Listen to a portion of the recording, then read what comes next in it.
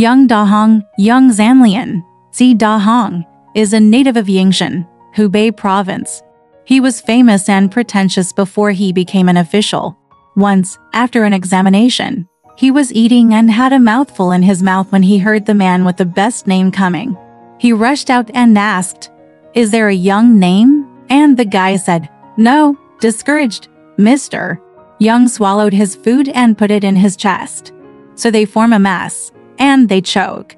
He was urged to take the admissions exam in the provincial capital. He was worried about the expense, and he was scraped together 12 silvers to get on the road.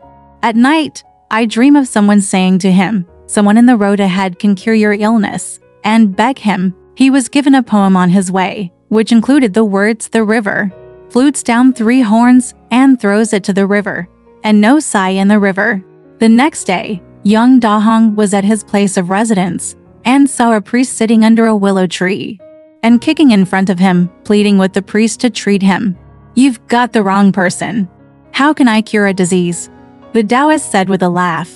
"Play 3 tunes for you." He said to take out the flute and blow it up. Mr. Young suddenly remembered the dream, and the more he begged the Taoist priests, he respectfully handed him all the silver he had on him. The priest picked it up and dumped it in the river. Mr. Young felt a pity that the silver had not come easily. "It looks like you're in a bit of a pain. It doesn't matter. The silver is just by the river. Go and get it yourself," Daoshi said. Mr. Young went to the river to see where the silver was. Even more bizarre was calling him a cactus. "I'm not a fairy. There's a fairy coming," the Taoist said with one finger. When Mr. Young looked back, Mr. Dao gave him a slap on the head and neck, saying, "You're so vulgar." After an unexpected blow, young Dahong's lips immediately opened and began to grunt, then spit out a piece and fell to the ground, making a clicking noise. He bent down to open it up, and it turned out that the meal he had swallowed was covered in blood.